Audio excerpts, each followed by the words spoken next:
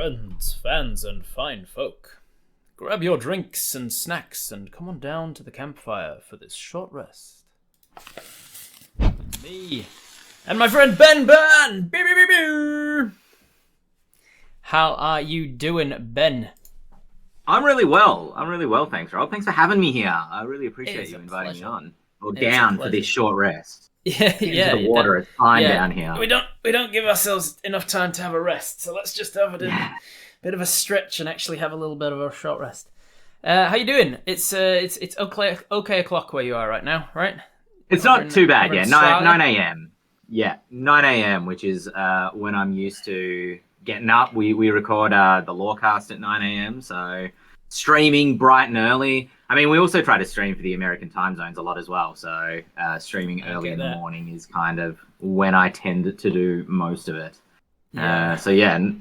Not too bad, but I have done streams at 6 a.m. I have done, stuff at like 11 o'clock in the evening, so that's much as more I'm sure you know. Much more mine.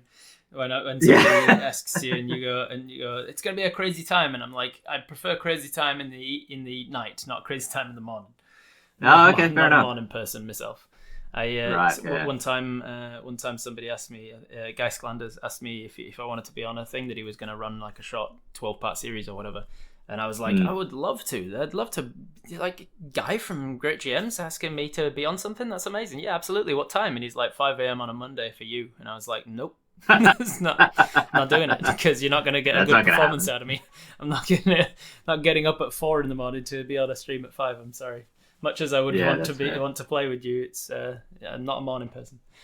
Mornings are the worst. Fair. Lachlan agrees. Yeah. All right, I used to not be, but I swapped to being a morning person when I started.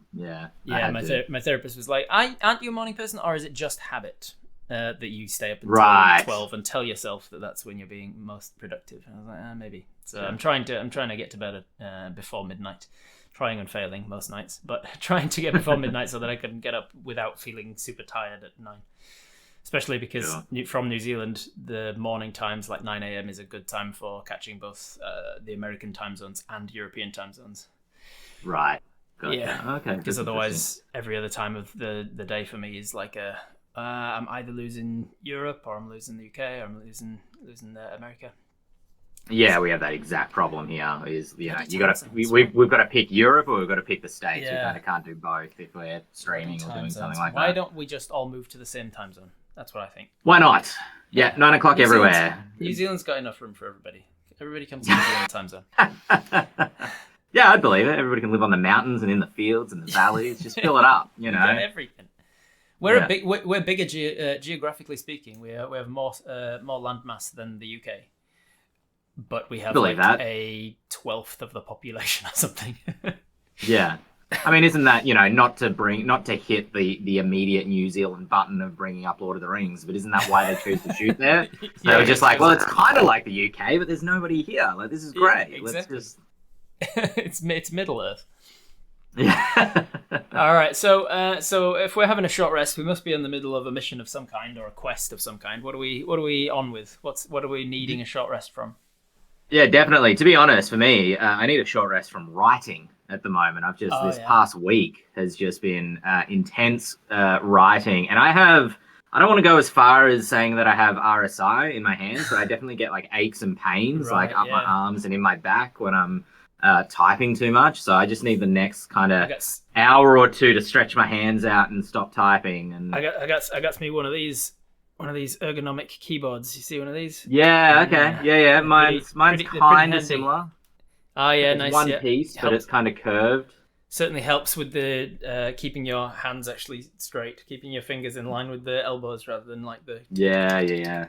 Have you got the ergonomic mouse, the kind of sideways mouse? I certainly do. Look perfect. At these nerds. Yeah. Look at these nerds with the ergonomic mice. That's how it's done. It takes some getting used to, especially when you're typing anything that has a T and a Y next to each other, because you're used to just going 2I with the same finger, but they're on opposite sides of the keyboard now. But I mean, once you're used to it, I have found that I've been streaming and making content and running YouTube channels and stuff for like nearly 4 years now, and I've never had a problem with aches and pains in my fingers from long days of typing, thankfully. Mind you, I don't spend a hell of a lot of time like writing, like just sitting down to write. I write a lot, but like as part of other things, not like just like writing pages and pages and pages of stuff. No, so I have a pretty one-track mind. So if I start writing, like that's the thing I need to concentrate on for the day. Yeah, exactly. If I get broken up, it ruins my flow, and I'm just like, where was I? What was I up to? Nothing's coming out. I need to, no emails for today. It's all writing. That makes kind of been for the last 3 days. So. Yeah, there's been some studies that say like it takes about 25 minutes for your brain to fully like switch from tasks. Like even people who claim to be really good at multitasking aren't. Like if you actually study them and their performance, it's not a very productive thing to be multitasking because nobody actually multitasks. They just single switch. You can only focus on one thing at a time, and then you can switch to another task and switch back again. And the people who claim to be good at multitasking are just good at switching and having that switch happen pretty quickly in their mind, and they can quickly switch back again.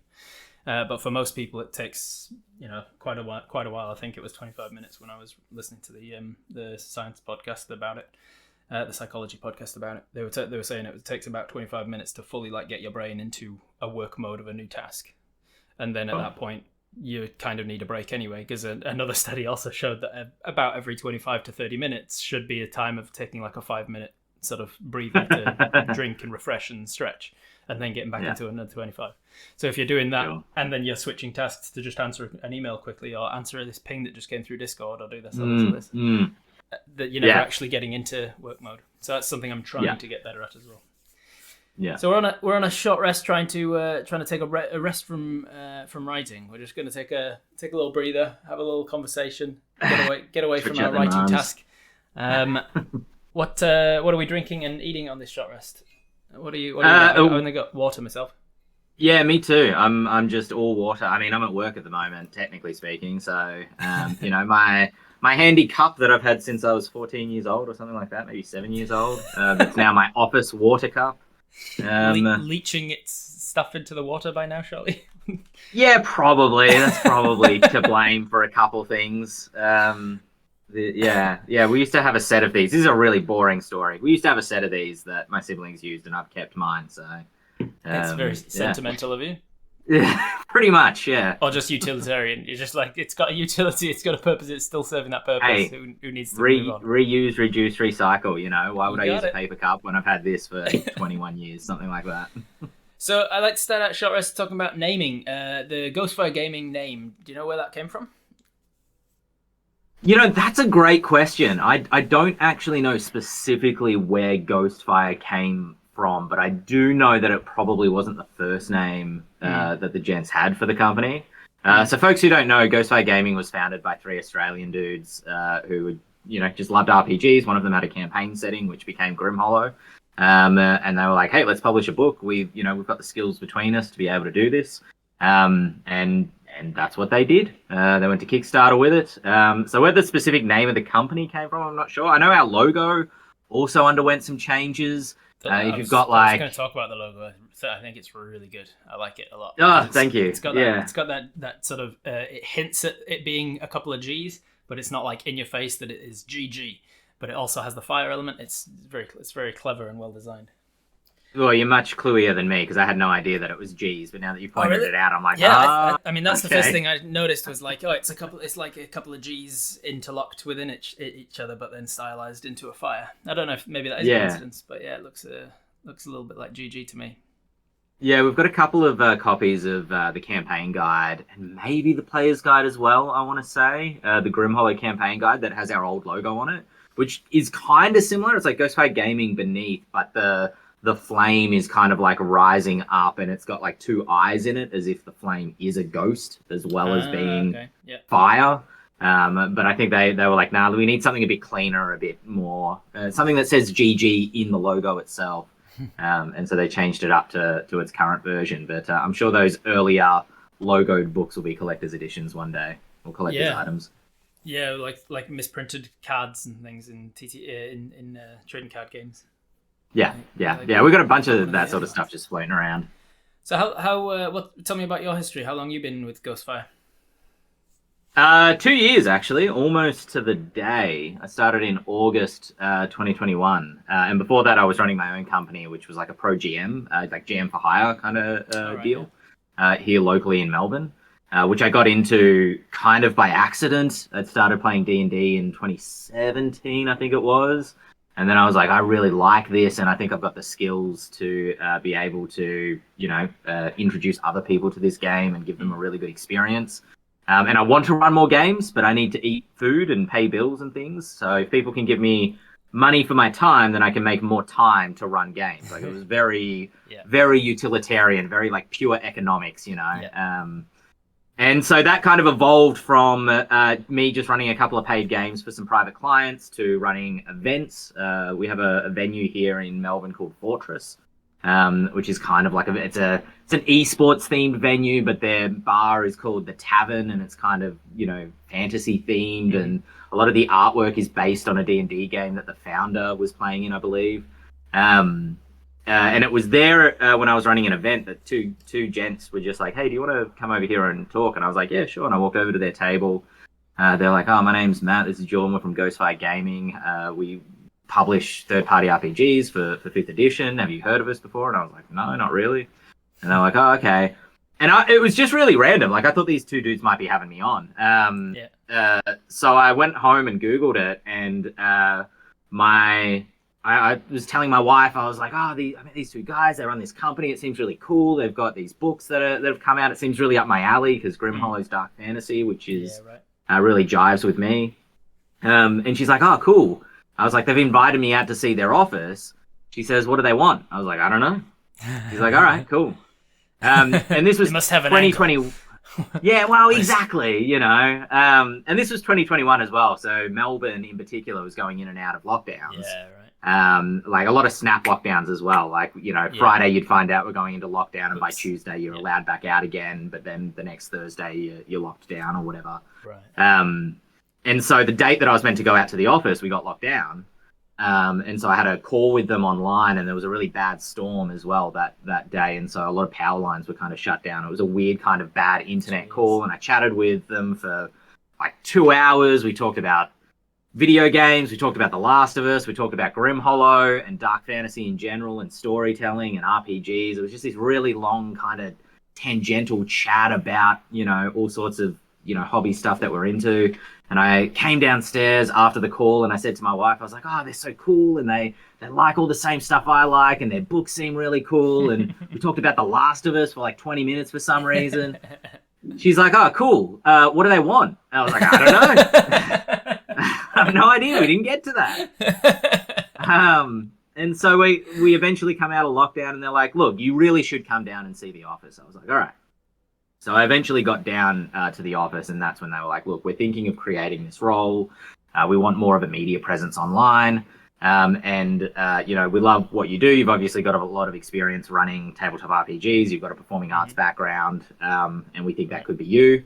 And so I went on about a week-long kind of trial where I was making a video for them, to kind of demonstrate what I might do with it. I had to pitch them, basically pitched them the Eldritch Lorecast, what became the Eldritch Lorecast, and a couple of different things. And eventually they're like, all right, let's give this dude a shot. And the rest for me is history. From there, we started with the Eldritch Lorecast, was the first kind of big bite that I took off, which is our weekly podcast with myself, Sean Merwin, and James Hake, who are two designers that have worked with Ghostfire, absolute luminaries within the tabletop RPG industry as well. Sean's worked, the running gag on the Lorecast is that Sean has worked on a lot of adventures that I ran as a professional GM early on when I was just like running one-shots and stuff. Yeah.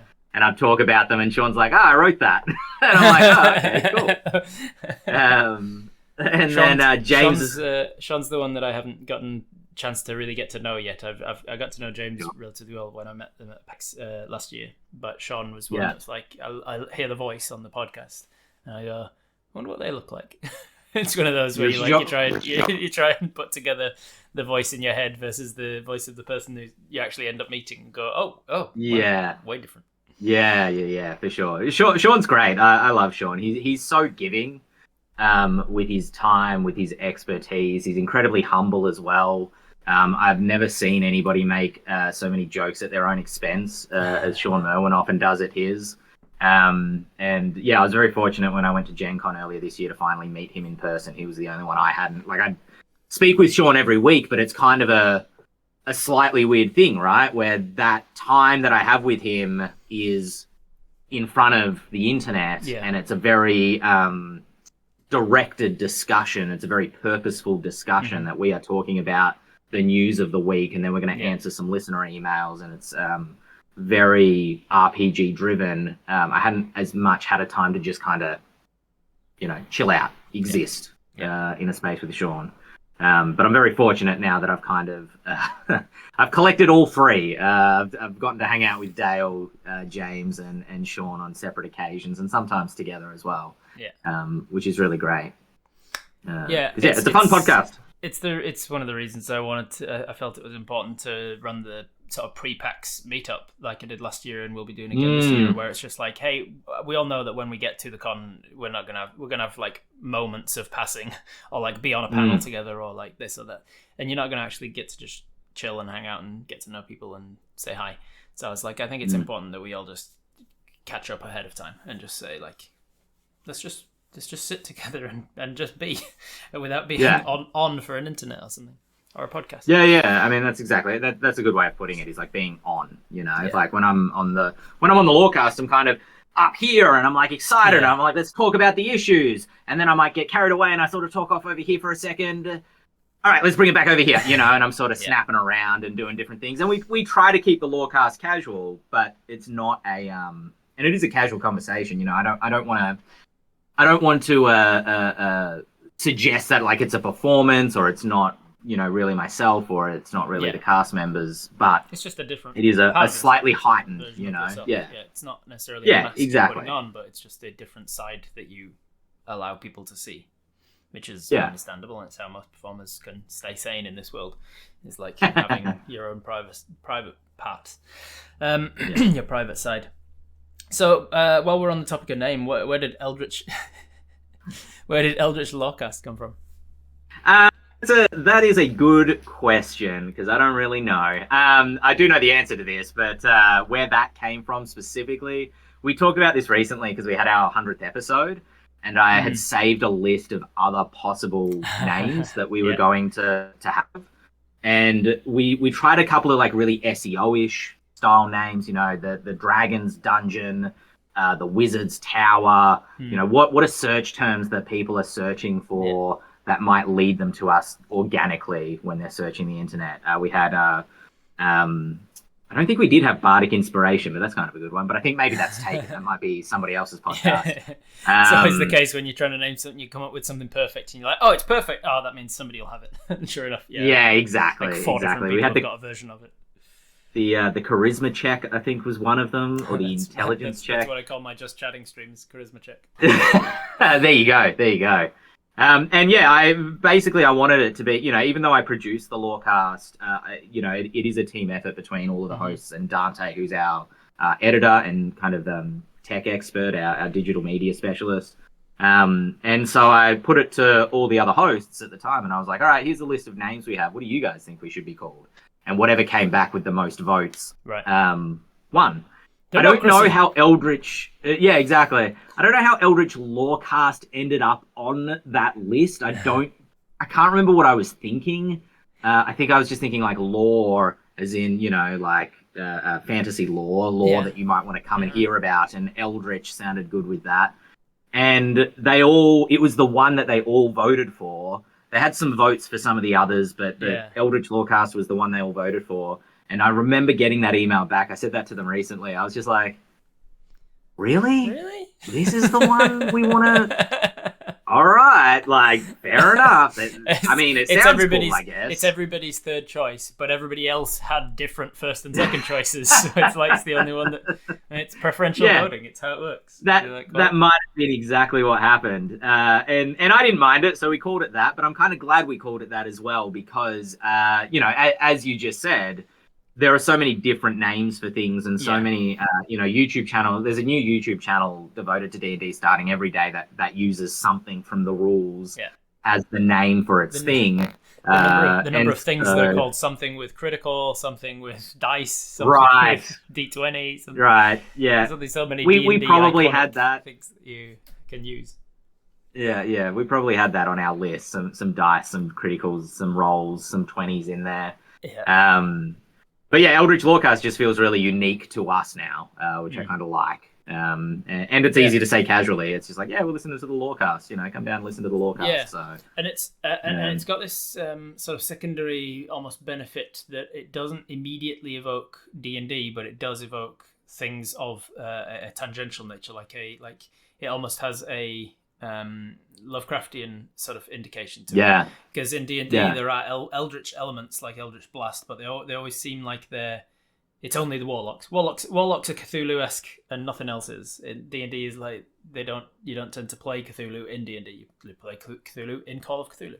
So it almost feels like it opens you up from just talking about D&D to talking about other TTRPGs like Call of Cthulhu and stuff. And keeps you a little bit more broad, I think, Eldritch Lorecast than something if it was like talking about D20s and you're like, oh, suddenly we're having to talk about this system that's D6s or something, Monster of the Week, and it's nothing to do with D20s, but there's a D20 in the name. Yeah, you know what I mean?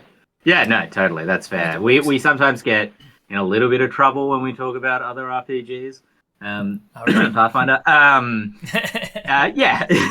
Yeah, sometimes. I mean, we do try to keep it broad, and the intention was never to just square ourselves away at being only a D&D kind of podcast.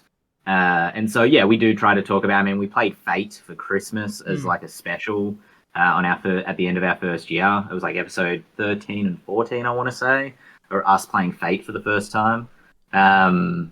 We've branched into, little bits of other news because we don't want to. The thing that's really hard is becoming the Wizards of the Coast podcast in terms of like all this news is about WotC. The industry kind of turns on WotC a little bit, especially if you're focused on D&D. That might not be as true if you're like a hardcore Call of Cthulhu player or a hardcore Vampire Masquerade player. That might maybe be a bit less true, but when we talk about news, it's very easy to just become like, this Kickstarter came out, and this Kickstarter came out, and this Kickstarter came out. I'm always trying to pick topics that feel like they have a bit more impact and a bit more reason to be discussed than just kind of advertising other people's products necessarily. And which can organically sometimes lead to being the Wizards of the Coast podcast because a lot, when they move within the industry, the industry moves with them, which we've seen a lot of this year, right? I was going to say, it's been picking topics to discuss for news would have been relatively easier earlier this year. And you're like, well, I think we're good for news items for a while. But at the same time, it's been exciting to see, MCDM are doing their role-playing game. Critical Role have just got Daggerheart and Candela Obscura. Pathfinder is kind of moving and doing a couple of its own things. Werewolf, which we actually haven't talked about on the Lorecast, probably because I don't think anybody really plays it. But, I think that came out earlier this year. So there's maybe some other tidbits and interesting things that we can talk about to move away from just talking about WotC. But we definitely want to branch beyond just D&D. And I play a couple of board games as well. I'd love to kind of incorporate some more tabletop elements altogether into the Lorecast discussions. So because I think that the lines between them aren't as black and white. Like there are so many board games that feel much more like role playing games, and then there happens to be a board element to it, like you're running around. Lots of miniatures games as well as a real like Venn diagram of board games and role playing games, because you're running around with miniatures on the board as kind of the combat elements of D&D is, but then you can put as much into your little mini as you want to, like just use the stats for them. Like I play Imperial Assault with some Star Wars ones, and we're constantly, because of the type of players we are, we're always like role playing between our actions and stuff on the game, like moving our minis around the board and shooting stormtroopers, but also like shouting things out in character to like give strategy and tactics amongst ourselves. So I think there's so much overlap that you can't ever. Anywhere you would draw the line and be like, we're not talking about this on the podcast because that's not the element of the podcast. Wherever you draw that line is going to be somewhat arbitrary. Is this a role playing? Is it TTRPGs? Is it just tabletop games? I mean, we've spoken about all sorts of things. I keep trying to bring in wargaming, but I'm the only one who's a wargamer. And so every time I've brought it up on the podcast, the topic just completely falls flat on its face. I'm like, all right, nobody cares. All right, moving on. I'll bring it up again next week. I always also have fun whenever there's some silly ancillary product. I shouldn't say silly because people have put a lot of heart and soul into these things, but just something you wouldn't typically associate with tabletop RPGs. In the past, we've done scented candles when Games Workshop brought out a bunch of scented candles.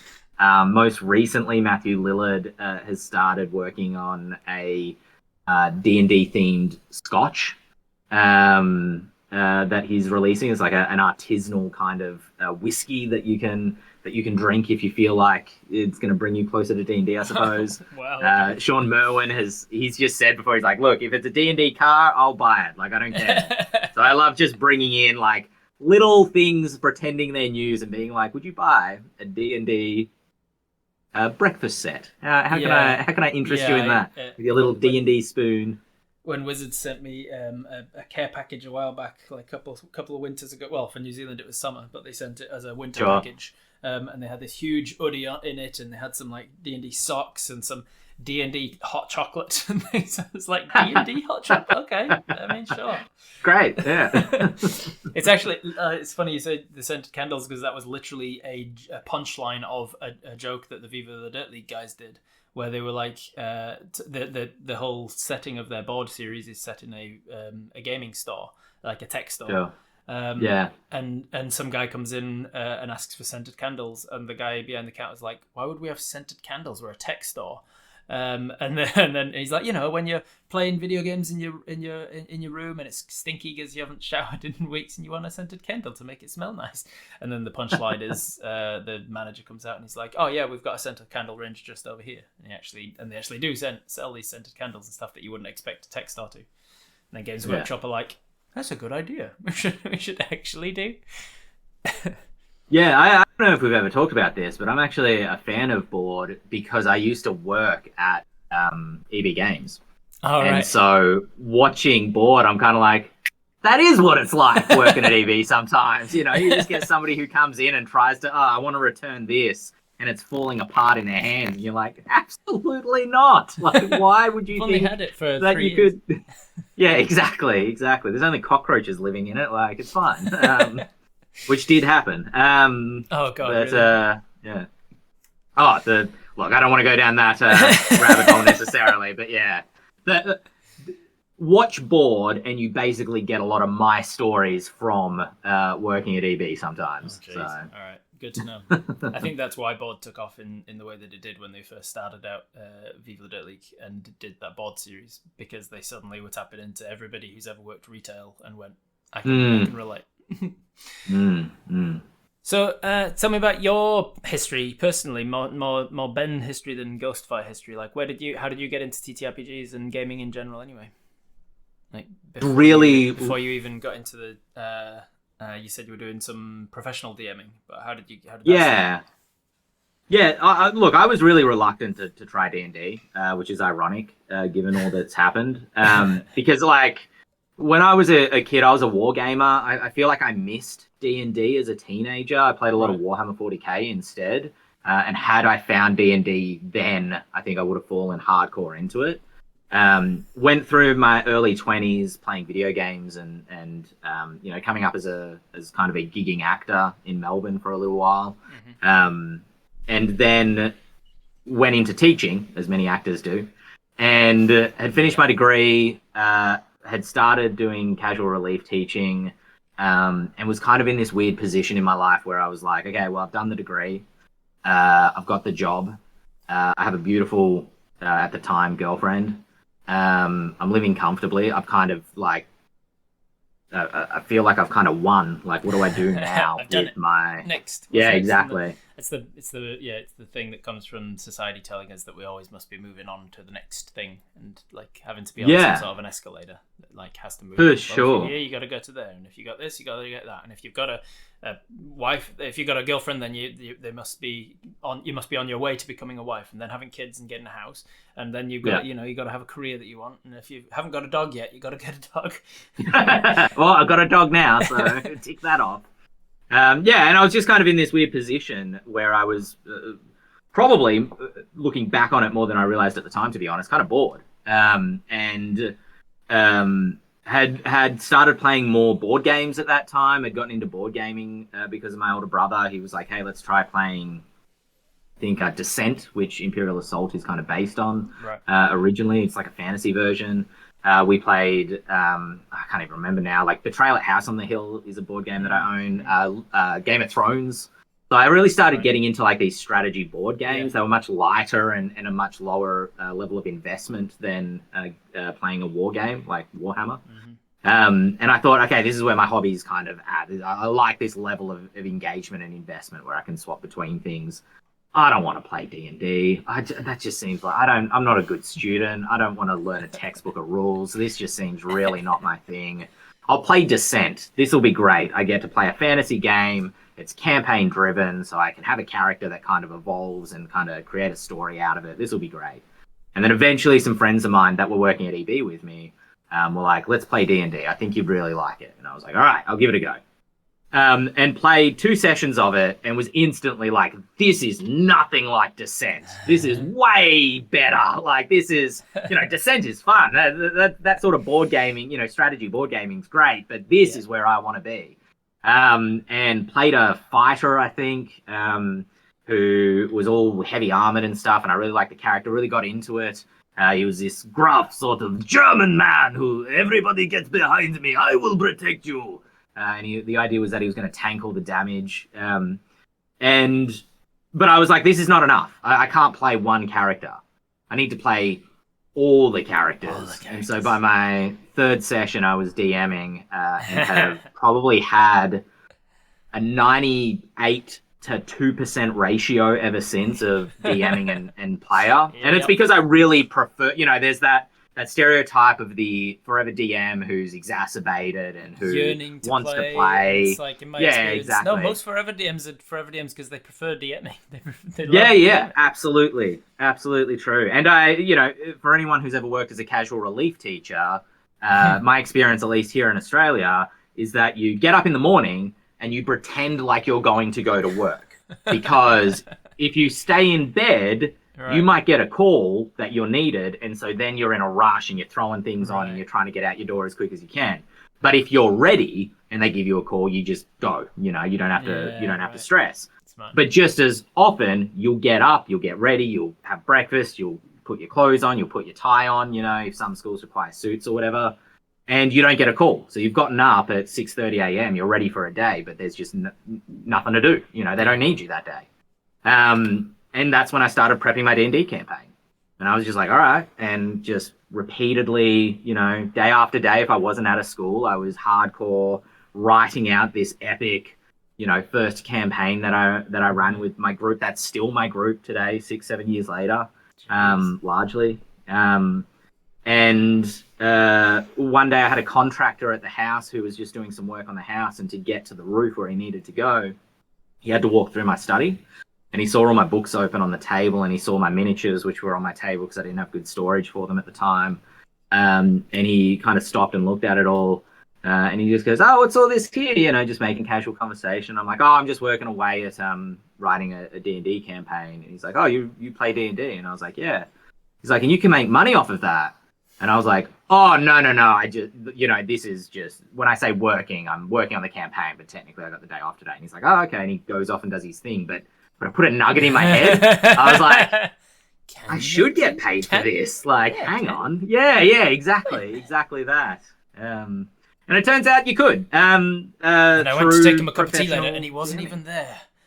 Yeah, exactly.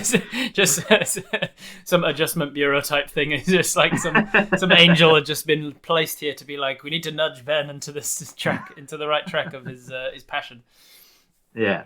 Yeah. I think that might be the case. You and I have a remarkably similar story. Like both acting background. I had a degree in acting, tried pursuing acting for ages, realized it wasn't really bringing me joy anymore, so I went back to study academia and thought about going into teaching and whatnot, and then suddenly discovered D&D, and it was like a drug in my vein. Within a few sessions, I was like, I need to play all of the characters. I need to be everything, and I need to DM. And suddenly got into forever DMing and loved it. And very quickly discovered I've been playing again with, like you say, with the same group as I started my first campaign with. Still playing with them 6-7 years later. And about 3 years ago, discovered that I could probably make a living from it and started pursuing that. It's remarkable how close our stories go. Yeah. I'm not surprised, to be honest. I mean, hanging out with everybody last year at that pre-PAX party you mentioned earlier, a lot of us it reminded me of being at an old ding mixer, where all actors and producers and directors, all of whom are kind of, gigging or, independently producing, and they're just trying to meet, performers to be in their films and directors who might want to hire them and blah, vice versa. Just kind of socializing together. And, I from what I know about her, I think AJ's got a pretty similar story as well. I know James Hake has a performing arts background. I think Dale does as well, at least in some capacity.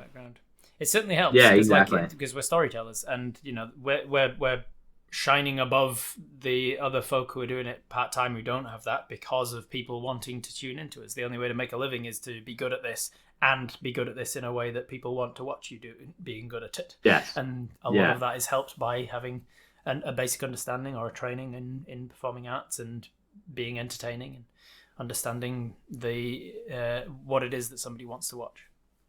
Yeah.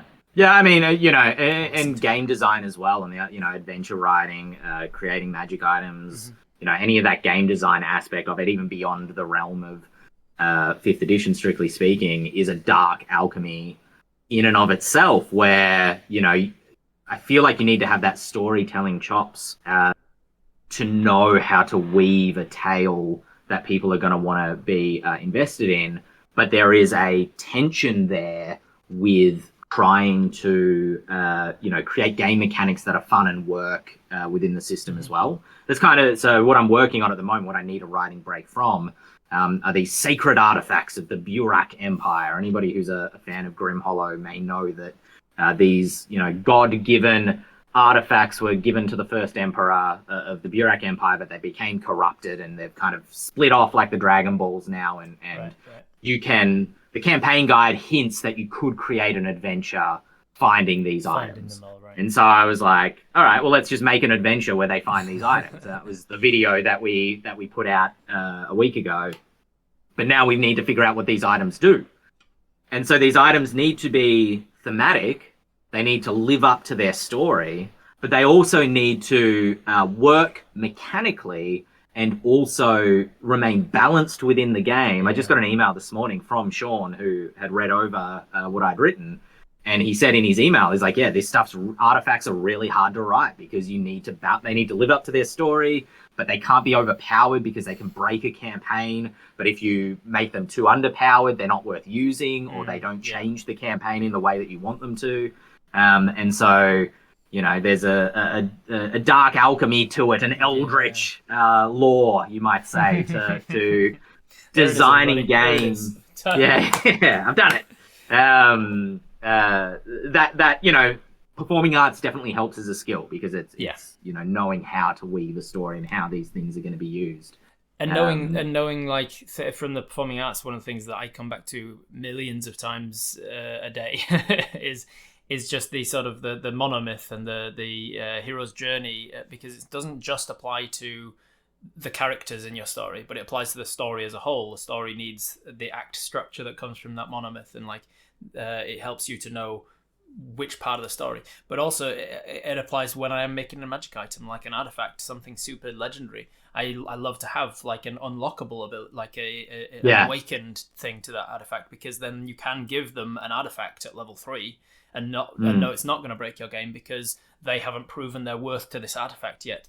It is a weapon that the gods wielded in the last war with the whatever titans, but you need to prove yourself to it to unlock its ability. So you give them power appropriate levels at this level, and then it unlocks over time and follows the same hero's journey within the artifact. And just knowing the rough structure of the hero's journey, it just lends itself so well to everything that I do as a creator and a storyteller and a dungeon master, I find. Yeah, I agree completely. And it's funny that you say that, because these, to try to differentiate these items, I think it's a mechanic that people are really waking up to as working really well. But the evolving magic item was something that I was like, all right, these things need to evolve as well. They can't just stay static. They need to work with the character so that they feel like their story is progressing with the magic item. They induce storytelling rather than just being a bonus. You know what I mean? Yeah, for sure. Yeah, they can't just be like it can't feel like it's separate to. I like to think of it in this way whenever I'm putting an item into the game. I don't want it to be like when you're watching the old Bugs Bunny cartoons and stuff, and you can tell when a new scene starts, they're going to interact with that rock at some point in the scene. Are they going to interact with that tree because the tree is different and stand out from the rest of the background? Like it's a different color or different shading. You can always tell. Like that rock has something about it that makes it look obviously part of the foreground rather than the background. And I don't want my items to be that way, where it just like feels like it's just been plonked down on otherwise unified story. Like I want to feel like it's woven into it. Obviously, common items and things can be whatever, but like artifacts and legendary items and stuff I want it to be like the story has evolved around them. And if you removed it, it would be a different story kind of thing. Yeah, absolutely. So you got into it through acting and found your role playing through that. Found your D&D. You started making a living from it. Was professional DMing the first thought as to like, how do I make money from this? Like putting together a company through that? Yeah, I mean, I wasn't tech minded. I didn't, I knew Critical Role existed. Critical Role, much like, there's almost this like generation of 5th edition players, right? That I feel like, started in maybe 2016, 2017, 2018. If you started kind of within that window, you've kind of come through the hobby where you're in a position now where you're pretty experienced. You've been playing for 6 or 7 years. But you're not one of the old guard from earlier editions, right? You're a 5th edition baby, so to speak. Yeah. It is weird to like feel like I'm new to the hobby or I'm a baby to the hobby when I'm like, I do this professionally and have done for many years. But because I started with 5th edition, people who you're talking to, grognards and stuff that have been doing it for 40 years, and you're like, okay, yeah, I'm still a baby here. Yeah, that's the running joke on the Lorecast, is that I'm the 5th edition baby, because I think James has been playing since 3rd edition. I want to say Dale started with Pathfinder 1E, and Sean's been playing I think since like the 80s or 90s. And I think there's a new generation now as well that are kind of coming into it that probably started during the lockdowns. That might have started in 2020 or 2021 or something like that, or even more recently. But people who started around that 2017, 18 started with Critical Role, chances are. Or at least, went and watched an episode to see what it was all about back in the heady days of Campaign 1. But it never occurred to me to do anything with the internet, to stream or anything like that. I also wasn't very tech savvy. I didn't have the equipment for it.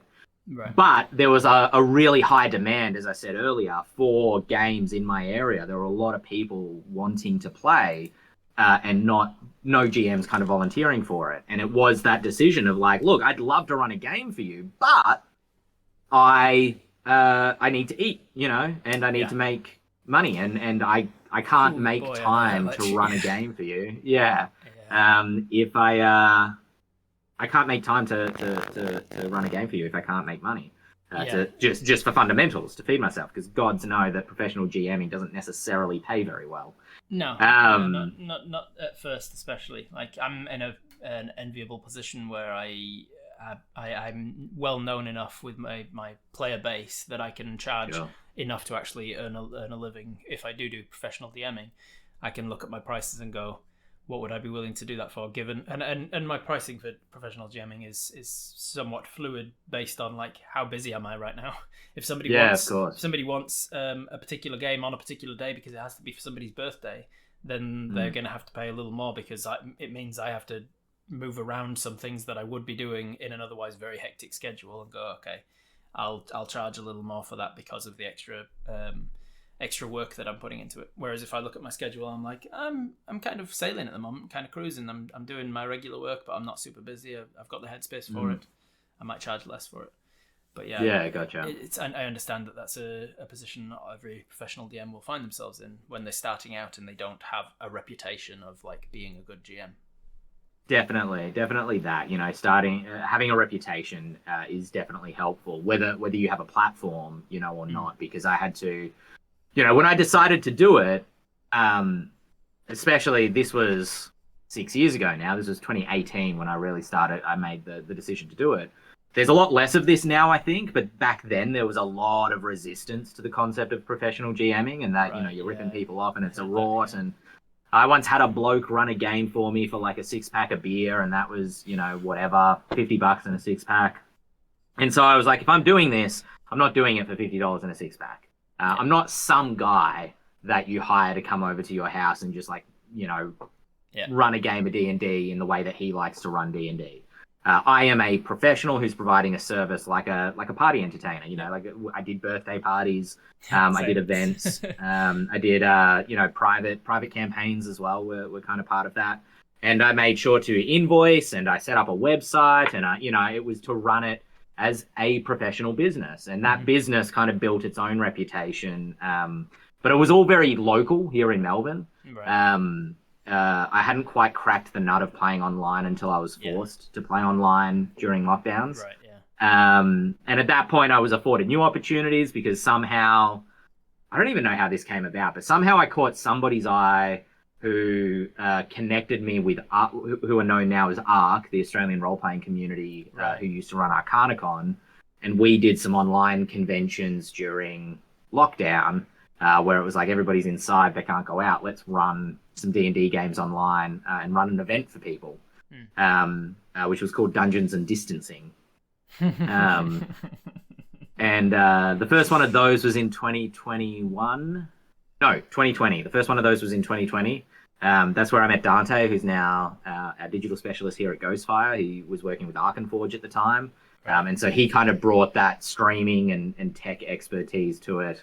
And that's where I wrote my first module, which was called Blood in Woodhaven, which was this dark fantasy kind of module about a plague that's tearing up a village. I wonder where I got the idea from. And it can't be cured by any means. And so the party kind of go on this adventure to try and figure out what's going on here. And that was when I kind of got my first real taste of like published, at least in some capacity, because it's not all online. I didn't publish the whole thing. But well, actually, no, it is. You can find Blood in Woodhaven on the Quest Suppliers, which are some Aussie dudes who run an online game shop, and it's just a PDF download. And then we did that again in 2020. Go find it right now, and make their downloads go spiking and make them question what's happening. Yeah, rocket. And you'll also. They're like, what? What is going on here? Why did we suddenly get dozens of downloads on this thing? For this thing.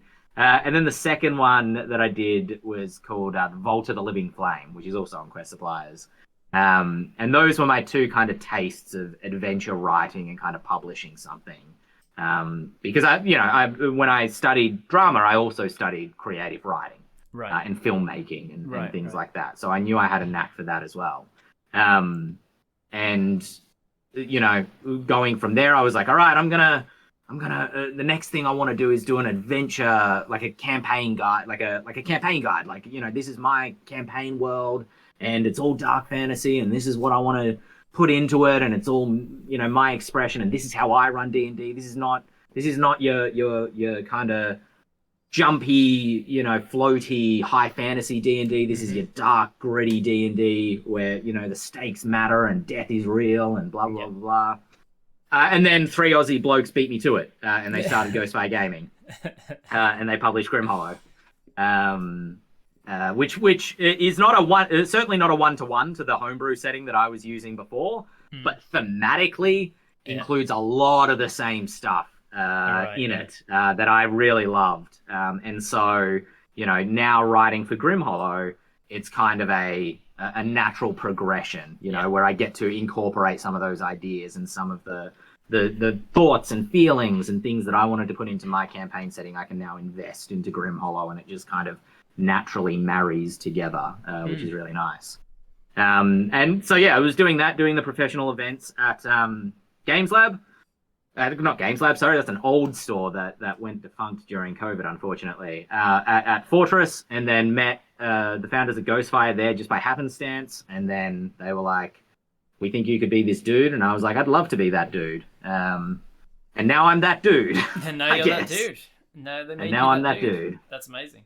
So tell me more about Ghostfire as a company. How many people are working with Ghostfire these days? Oh, that's a good question. Ghostfire. So we are Australia centered, if that makes sense, but we are kind of an international company. A lot of our artists are from Europe, and art directors are from Europe. Right. A lot of our game writers from the States, folk that have worked with the likes of Wizards of the Coast or Darrington Press or MCDM or wherever it might be.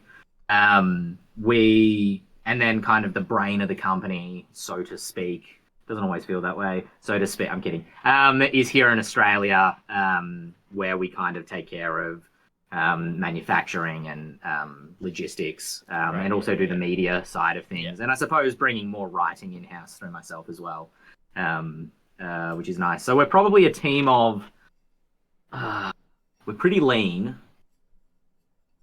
Don't know the exact number of our employees, to be truthful. And the other reason is that... Are we talking like 10, or are we talking about like 50? No, not that big. Like maybe 3. like 10 to 15. Okay. But we also use a lot of contractors, freelance writers, freelance artists, stuff like that as well. Gotta spread it around as well, especially if you're all about creating things. You gotta recognize that, you can't be insular, and diversity leads to more creativity. So getting more freelancers, getting more people on for individual tasks can lead to more eyes on your stuff. What's your pitch for what Ghostfire is? If you're talking to somebody and they don't know much about it, they've never heard of it, what do you say? What do you explain to people? What is Ghostfire Gaming? Ghostfire Gaming is a third-party 5e publisher at the moment, or tabletop publisher is probably more accurate. We do have board games that are out and coming along as well, separate from our tabletop space. But we create high-quality third-party supplements for 5th edition. We've got... let me just walk you through the range here that I've got behind me. That you have, I'm very fortunate to have it. Although I will admit some of these books are dummy books that are like color proofs and things. So like, we need to see what the cover looks like in person before we say, okay, yes, manufacture 50,000 of these or whatever the order is. And so we get color proofs in. I currently sit on, I hope this isn't going to be sacrilege to anybody, but this is Valican Clans. Which is, we kickstarted this earlier in the year. It's our latest Grim Hollow supplement, and it is a dummy book. It's completely empty on the inside, because we just wanted to see what it looked like in person. So, but yeah, we create high quality. You should put it out as like an April Fool's and just be like, the way that D&D's going, it's like, it's all about the DM having ultimate rules over the rulings. We don't want to quash anybody's creativity, so we'll put out this book and you get to decide what the module's about. Yeah, just make your own notes in it. It's a notebook. There you go. It's a notebook, yeah.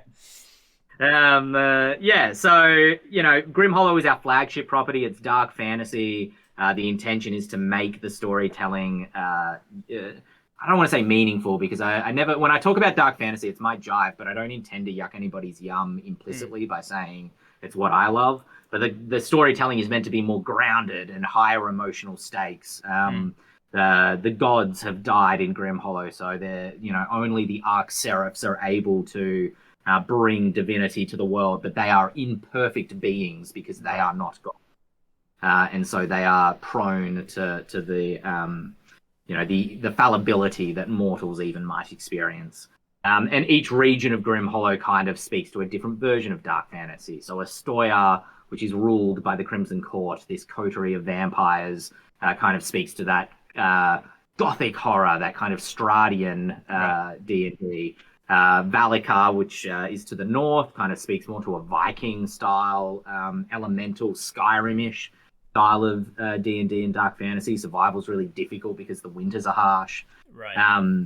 Burak in the west is more kind of the Witcher, old world feeling, eldritch horror style. Shano in the south is knights and chivalry and twisted fae and twisted fairy tales. And then Castanella, which is about religious fervor within an arcanist inquisition prosecuting all mages, and kind of the fallibility of religious orders, I suppose, is what that represents. So we kind of try to cover all aspects. It's good that you can sum up the different areas into different themes as well. It makes it feel like they're connected. That it's a connected world, but each has its own region. Because that's one of the problems I find with world building, is making another country feel like a different country, but while still using the same setting. Same sort of availability of magic and these fundamental things like the gods. The gods are universal over all of these countries and regions. So how do you make them feel differently? If do you have a different pantheon in one country, or do you have the same pantheon but by different names, or is it just a different element of that pantheon? So yeah, I like the idea of having the different regions being distinct like that. Yeah, I mean, it's also fun getting to have the different regions, interact with each other. Etheirys is a place that, and this has become a bit of a stereotype now, I think, ever since, Peter Jackson's Lord of the Rings, of saying it feels like it could be a real place, but the way that the regions of Etheirys kind of interact with each other, the Valicans from the north sail down and raid the Burak Empire in the south and kind of have a terse relationship. But there's also history between the different clans of Valikar that create interconnected politics that the folk in the Burak don't understand. They just assume all Valicans are Valicans, savage. You know what I mean? Yeah, kind of exactly, like the savages to the north of the Roman Empire. And then Burak also don't understand what's going on in Astoya. They're separated by a mountain range. In my party, in my own game, they've just gotten to Astoya, and one of their companions is talking, a non-player character is talking about the blood tax. The idea that the Astoyan vampire, Crimson Court, don't necessarily take a high monetary tax, although they do exert a lot of ownership over the land, but they take a blood tax. Which is basically, they'll drink blood, or they might take a person to be a sacrifice to them. Right. And in talking about it, the party are horrified. They're like, what are you talking about? They just take people? And this NPC's like, yes. Don't they do that in your realm? Is that not a thing? This is what we grew up with. Do you not have a blood tax? Come on, blood is completely normal. That's why you have a third child. The people they take deserve it. Because I've been taught. Because I've been taught that they deserve it. Yeah, exactly. So it's a lot of fun. This is why we have extra children. Everybody knows that you've got one blood tax child. Yeah. You don't get familiar with that one. We've got a third child on the loose. We need to go catch him because that's really dark. Actually, I like that. It is. Speaking of wrap dark, that in there somewhere. What do you? How do you describe the difference in dark fantasy and other genres of fantasy? Because you hear about high fantasy, low fantasy, that sort of thing. But what do you think is the defining quality of what makes something a dark fantasy? Yeah. Great question, and I also think it's a good question as opposed to what I call dark fantasy and what other people call grimdark. I think there's a differentiation there as well. Right. To answer your initial question, for me it's about stakes, right? As soon as I have enough magic that I can just resurrect a friend when they die, and it's easy, then the stakes feel flattened into the ground to me. As soon as I can cast a spell that just immolates 4 bandits on the road in a fireball, the stakes kind of go into the ground for me. Right. Or at least you need to address like what really happened there. You immolated 4 people. Like you torched them. That's a horrible way to die. Like really leaning into the stakes, the emotional stakes, but also accepting like what actually happened here. What did accepting the reality of the situation, rather than just playing it as kind of what I call kind of happy-go-lucky bouncing castle, because nothing really matters. You just bounce a thing off a thing, and you kill the monsters, you take their loot, and you go back to the village. I want emotional stakes. I want to feel invested in the story. My touchstones for this are things like Castlevania on Netflix is really good. The Witcher is obviously fantastic. Even elements of Lord of the Rings, when Frodo's like getting to Mount Doom, you feel the struggle that he's feeling in those final chapters, whether as a D&D player might just be like, yeah, my character's fine. Yeah, he's got this ring, but we're almost there. Let's get to the top of the mountain and throw this thing in. I don't have any exhaustion. And I've got 10 hit points still, so I'm still perfectly fine and acting normal. Exactly that. Which is really hard to emulate within 5th edition within the system, because it gives the player characters so much power, and it assumes that there are these high-level spellcasters kind of bouncing around the shop constantly. And so as soon as you have gotten characters that have gone from level 1 to 17 in the space of like 4 months in game, and it suddenly implies with your world building that there should be dozens of really high level spellcasters and adventurers out there of a similar level, because they can't be. What makes these 4 people unique, and why were they able to go through the ranks so goddamn quickly on this quest? That's you have to come up with an answer to that and be like, I guess either there's no powerful NPCs for XYZ reason, or there is, but they're all busy with something else, and so you got to come up with some other reason that's like, there's also a world-ending thing over here that all of the NPCs are busy with. Yeah, I tend to play lower level games generally, so I'll keep my players kind of in that 5th to maybe 7th, 8th range, which doesn't sound like a wide range, but it's kind of at that point, you can have some powerful NPCs hanging around that don't feel like they're gods unto themselves as well. Yeah. But also, there's the moral complication, the moral ambiguity that plays into it as well. The idea that the world isn't perfect, and that defeating the monster might not be worth it. A legitimate choice in what the party decide to do. So again, going back to that example from my own campaign, they've arrived in Astoria. They've learned that this place is run by vampires who take a blood tax. They went and met the count of this particular city, who was ostensibly trying to hire them to do work for him. And they were instantly like, we hate this guy. We are going to kill him. We are going to kill all his kindred. We are going to topple the government. We are going to liberate this city. And the NPC that's with them said, look, I see the nobility in your intentions, but I also think you're hypocritical, because your own lords from your own land exact, maybe not blood taxes, but definitely monetary taxes that make it impossible for people to live. And if you start a civil war, innocent people are going to die. You are going to cause collateral damage. Are you going to stick around to deal with the aftermath of what you've done? Or are you going to come in and be exactly. Liberation, freedom, and then leave? And the court, the Crimson Court are typically 7 members. If you topple one of them, the other, what are the other 6 going to do? They're not going to sit there, kind of accepting that. So take out just making just left of power vacuum. Another dictator rises to take a spell unless you're there to deal with, and then you've turned this whole campaign into a political campaign after the assassination. Yeah, exactly. And so creating the idea of emotional stakes that the party have to accept their decision making. Is toppling this guy still the right thing to do? Yes, probably. Let's do it. They've decided that. That's great. But just knowing that comes with its own, set of consequences. Yeah. And then, kind of separately to that, more from a atmospheric point of view, just getting to play with describing the most horrible stuff that you can imagine. Creating magic items that are really gothic. I created this magic item that a hag had that's probably not entirely original, but I really liked it. And the idea was that it was an elven shrunken head, and that the head would scream in the presence of other undead, and so it could cast Detect Evil and Good.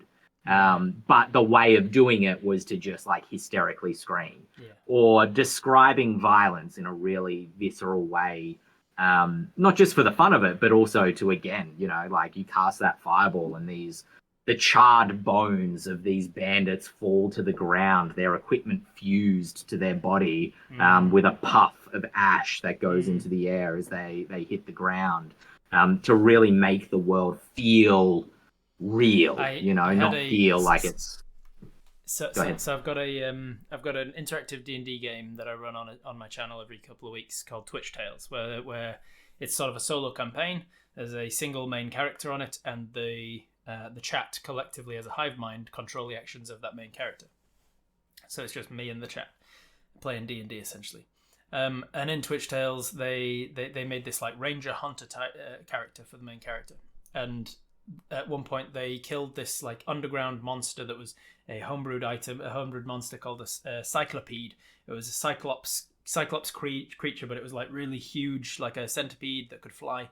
A really grotesque looking thing that was based on some artwork from friend Ben Van Leer. He did the artwork of this monster just because he does art, and then I took the monster art and said, do you mind if I make this into a D&D monster? He was like, go for it. So I gave it some stats, and then I threw it against my players. And as a ranger hunter type, they just went, let's loot it. Let's loot it for things. Let's see if we can take that proboscis dagger thing that you were describing and like make it into a spear of poisoning or something. And I was like, all right. But here comes the reality of it, and I described in great detail them having to cut the eyeball out of this thing as somebody wanted to cut its eye away. And I was talking about how you had to like pull its eyelid down to the side, and you had to get in there and cut the tendons. And I know enough about like human anatomy and physiology to know a few like different terms and different terms for veins and arterial vessels and stuff. And I was like describing this, and a bunch of people in the chat were like, let's maybe think twice about what it actually means to like harvest something for its parts after the fact. It's not a video game where you hold down X and then blip, you've got a dog skin in your, like, go kill wolves and get some wolf skins. If you go off on a quest in one of my games to go collect wolf skins, I'm going to describe you skinning that wolf. And I'm going to say like, this is the reality of the situation. Of course, it comes with the exceptions of like if I've asked the players ahead of time what kind of a game do you want to play, and usually one of my sliding scales I give them in the session zeros is like, do you enjoy your campaigns to come with like lighthearted, silly romp stuff like The Simpsons, when consequences don't ultimately matter like long term, or do you prefer like gritty realism, Game of Thrones, Lord of the Rings, Witcher stuff?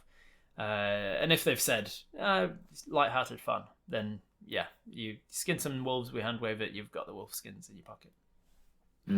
But yeah, I tend to prefer like the consequences of your actions, and like and giving moral dilemmas to them as well. With you mentioning the head that screams, I love hags for that reason, because I gave one of my parties, I've talked about this a dozen times before, but it's one of my favorite stories. I gave one of my parties just like 100 magic items that could have easily broken my game at a really early level, like level 5 or something, because they killed a green hag, and her house was just filled with magic items. But I arranged them all. I went through and made this huge Excel spreadsheet list of all of these different items, and basically what the item was, but the flavor of what it looked like. And so it might have been a wand of smiles or something, but it was it was like a clown's finger that had been severed and whatever. There was a potion of climbing, but it was a gecko's brain, and you had to squish it between your teeth in order to eat it. And there was the bones of Billero, the ones that like a little ball that you can throw and it encapsulates somebody and like restrains them. It was that, but it was a leprechaun's ribcage that had been forced into this thing, and there was a pot of the pigments that you can draw anything and it comes to life. Well, it was that, but it was in the skull of a halfling child as the paint pot, and all of these weird and crazy and grotesque items that forced them to go, I don't want to use this. Yes, it's a powerful item, but it's gross, and we should cleanse the world of this thing existing by like burying. Yeah. At one point, they buried something that was essentially a Heward's handy haversack, but it was a human woman's torso that had been cut into the different pockets and stuff, and her arms had stitched. Okay. It was like grotesque stuff to force them into this like ethical dilemma and force them to think through in character. What does it mean to walk into a town holding this stuff? Yes, it's a magic item, but like, no, I'm not going to use it. And to their credit, they were all just like, no, I don't care how powerful it is. At one point, one of them got a rod of rulership, and just like snapped it over his knee because he was like, nobody should have that sort of power to like enchant an entire people. And being a magic item, I was like, DC to snap this over your knees at 25, but he was a high strength fighter bard multiclass, and he took his expertise that he got from bard in athletics, so he has like a plus 13 athletics or something, and he just went, snapped this magic item over his knee. And I just love giving my players those sorts of ethical and moral dilemmas so that they can have those decisions about the real consequences of their action. So I think, in a way, from how you're describing it, I love dark fantasy as well. It seems I've never thought about it as a dark fantasy. I've just always thought about it as sort of gritty realism fantasy. I mean, it depends, and I have this discussion a lot with people, is that something can... We watched One Piece recently, the live-action version, on Netflix, and there's conflict in that show. I don't know if I want to really spoil it for people because it's still relatively fresh up there, but there's some dark scenes where... there's themes of starvation, and there's themes of, one of the last episodes gets trigger warning for self-harm for a fairly intense scene.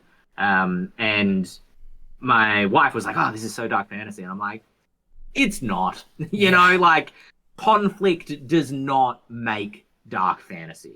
And the other thing, on the flip side of that, like, aesthetics does not on its own also create dark fantasy, That is also kind of where that line between grimdark and dark fantasy in my, academic mind kind of differentiates, is that grimdark is almost the taking joy in how dark and disgusting and completely irredeemable you can make a place, like Warhammer 40k, where there is no hope for redemption whatsoever. There's just nothing that can be done. But there's a fun in how horrible orcs are in the Games Workshop fantasy games. Whereas the show that I love to harp on, I hope I'm not spoiling this for anybody, but I kind of need to make my point. Actually, before I get to that, is Arcane is a great example of a show that does not look dark fantasy necessarily. It looks very high fantasy. But its themes and atmosphere are completely dark fantasy because it's about the relationships between the characters. And Castlevania, which both looks and feels dark fantasy. The end of the whole objective of Castlevania is that the party, ostensibly of three main characters, have to kill Dracula. And one of the characters is Alucard, who is Dracula's half vampiric son. And the end of season 2, where they finally accomplish this, they have a big knockout fight in Dracula's castle, and Alucard gets knocked into his own childhood bedroom. And Dracula realizes that he's tearing apart his own child that he made with his wife. That was the only thing that really meant anything to him anymore.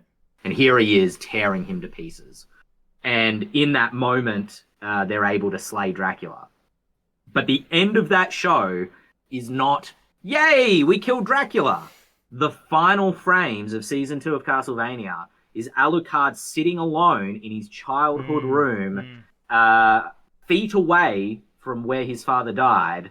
You can still see the ash stain on the ground, just quietly weeping to himself at the trauma that he's experienced through the last few months of his life, months or years of his life.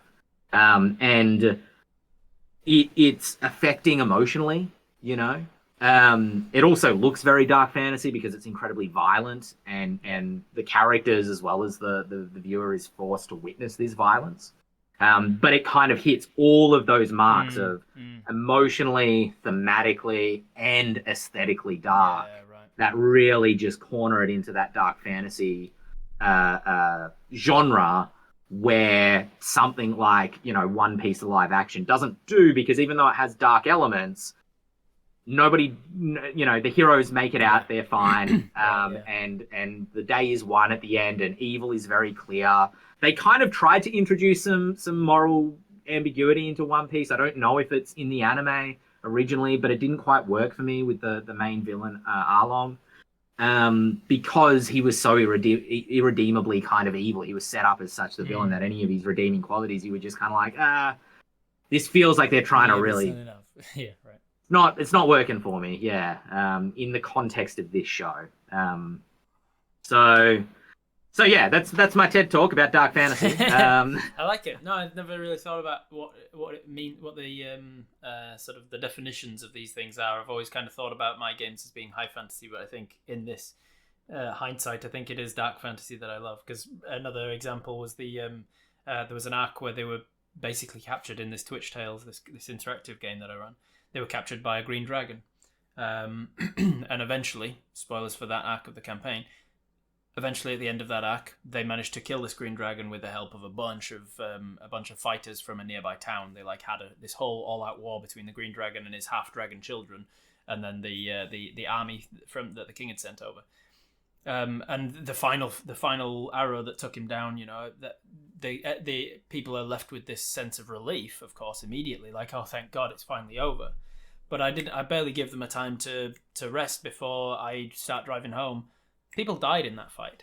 Like, people from the town, NPCs that you knew about, NPCs you'd heard or met, NPCs that you knew the name of, they're dead now. And what are the town doing about that? And I had this whole, we immediately went into an episode or two of the town mourning the people that had died, and to be an extra evil asshole, I gave the local druid clan enough herbs and spices and stuff to cast reincarnate once.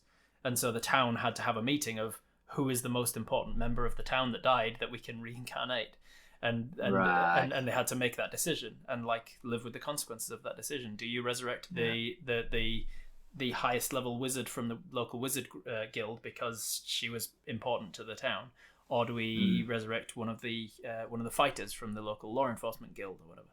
And they had to have this sort of deep discussion about the consequences of their actions and the consequences of how the fight went and stuff. And it's instead of just leaving it as yay, we killed the dragon, it's whew, well, we killed the dragon, what's next? What does that mean for us that the dragon's dead? And what's more, all of the people who were captured by the dragon for many years and had learned to live in that situation now have to learn to live free again. What does it mean for them to be free? And they got to see a bunch of the NPCs being I don't know what to do with my life now.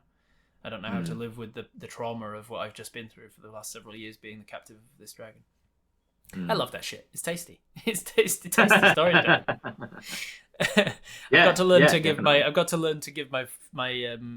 players a little bit of downtime, though. A little bit of time away from that. Occasional reprieves where they just get to the end of a quest and there's no other quests, and they can just be let's just fucking chill. Yeah. I mean, it is very much my thing to be there's always something going on in the world. Sure. There is that element which to dark fantasy as well, which I think is probably the strongest one that separates it from grimdark, which is an element of hope. In that very same scene where Alucard is crying, the cinematography of it and the art of it has him sitting in a dark room, but the window's open and the sunlight is kind of pouring in across the room and across where he's sitting. And for me, that is kind of a visual representation of how dark fantasy introduces hope and kind of levity. Yeah. Because it has this reputation when people hear dark fantasy, especially if they associate it with grimdark, and they, and that's not their thing. They associate it with no fun and drudgery, and we always get told we suck, and nothing ever goes our way. And I think for dark fantasy in particular, it's really important to provide levity and provide those moments of fun, because the other thing about Castlevania is it's a incredibly funny show as well, right. Especially in the rivalry in those first two seasons in particular, where they're just spending the whole time roasting each other, right. And that that is what endears you to them, to then be heartbroken when the other stuff happens. So you need to, as a GM, I call it kind of playing with the dials of the storytelling, but also my NPCs being like, all right, I want this NPC to be like morally ambiguous, and I want them to be able to go like either way, whether whether he's redeemable or he's absolutely not redeemable. So I'm going to have him. He killed, let's just say he killed a child. And I was like, nah, that's too irredeemable. He killed an innocent villager, Yeah. And you kind of play with the dials. I need more redemption for him, so I'm gonna put in a little bit of to try to find that point where. And sometimes you completely misread your players by doing something that you think is like, they'll be able to excuse this either way. That this will have some sort of debate amongst them about like, this. That's actually a good thing. Oh no, that's not. And then you put it in and you explain it, and they're like, "Well, he's got to die then." And you're like, "Oh, yeah, oh, okay." There's no redemption here. I guess there's no talk. There's no debate. They're all just on the page of this guy's definitely got to die. Oops. Yeah, which does happen for sure. And sometimes it goes the way you didn't expect. You're like, "Oh, really? You don't like this guy? All right, fair enough." I think there are certain games that lend themselves really well to like grimdark, like 10 Candles and things, where you know that there's no hope for you. You go into the game knowing that by the end of the game everybody's dead. Like, that's how the game is set up, and it's a fantastic role-playing game, and it can lead to real interesting stories, because it's like you're telling the story of the last few hours of these people's lives, but you know that going into it, and so you can prepare yourself to be like, this is a story that is about how people cope with the lack of hope, or how people have hope to the last moment, and how that's how as from like a meta level that's tragic, because you know that their hope is hopeless. Also like Mockborg and those sorts of things where you're like, this is going to be a serious danger. Call of Cthulhu as well, like that there's a very good chance that your character's going to die or go insane or both. I had the opportunity to playtest one of the Walking Dead TTRPG, right, and I went away from it like being like, why didn't I enjoy that so much? And I thought it through, and I was like, oh, it's because I didn't go in with the expectation of how dangerous and dark and hopeless it was, and I went in being like, I'm going to be a hero that saves us all from the zombie apocalypse. And I went in with the wrong, because that's not how The Walking Dead is. All the characters are eventually going to die, because they just keep repeating the same arc of the same basic structure of a season over and over again until all of the main characters are dead. Not bitter about The Walking Dead at all. So I went into playing that with the wrong expectations, and it was actually really grim and gritty, and like I happened to roll poorly in one encounter, and despite having this amount of armor and this amount of weapons and whatever, it's just like, well, if you roll a 6, the zombie kills you. I'm like, oh, okay. So I died and couldn't fight back to it. And if I'd gone in knowing that that's kind of the theme of the game, I think I'd have enjoyed it more. So I think it's more about just expectations. It comes down to like with so much with D&D and TTRPGs. It's about managing expectations and saying to your players, like, what sort of a game do you want to run, and do you know that there will be consequences to this, and how much do you want the consequences to be related to your actions? And I think there's also that dark alchemy we were talking about before, that eldritch lore of game design is making sure that the game's still fun. Yes. I'm someone who definitely gets upset, particularly at video games, if I'm in a boss fight in particular, where I just don't know what it was I was even supposed to do to be able to defeat this monster, which is usually a failing on my part, where I go, oh, I see, I was meant to do this thing. Yeah. But sometimes I get very critical of games if I'm like, the game really didn't explain or really didn't give me the tools I needed to be able to figure out what I was meant to do here, And so, there is that. Particularly, I haven't had the opportunity. We keep toying with the idea of doing a secondary podcast with the Lorecast called Ben Plays, because Ben hasn't played anything outside of 5e, and just try and experience a lot of different RPGs, because I haven't played a lot. I've played 5e, Vampire, very little bit of Call of Cthulhu, Fate, and that might even be just about it if I was to, maybe I've had a one shot of something else somewhere in there. Fiasco, which is a great kind of one-shot role-playing game. But 5e in particular, you still want the players to feel like, you don't want them to feel paralyzed, like they can't do anything, you know, like they can't at least try to fight back, and that won't have some meaning to it, which again, you know, kind of wraps back around into the themes of dark fantasy, is this idea that they can fight back and it will mean something even if they all die or are defeated, you know? As opposed to, you know, 40k, which is very much like, you know, you can fight as much as you want, but they're coming, they'll get you eventually. As soon as that kind of plot is introduced, I just lose interest entirely, in the same way that I lose interest in, you'll win, don't even worry about it, like, you know, you're the heroes. It needs to feel on a knife's edge to get me engaged. Like you're like this plot will be a failure without you, and with you there's a chance.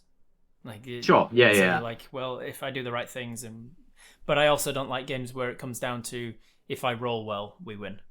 Like I like, because, you know, some people just roll poorly, like got bad luck. When I'm notorious for rolling poorly, and so I like games that allow me to change the outcome of the game through my role play and through my choices in game, not just necessarily the random number generator. So we'll move into talking a bit more about the future of both yourself and Ghostfire, but I just want to remind people in the chat that I know I'm not super typed into the chat during these short rests because I'm chatting with an amazing guest.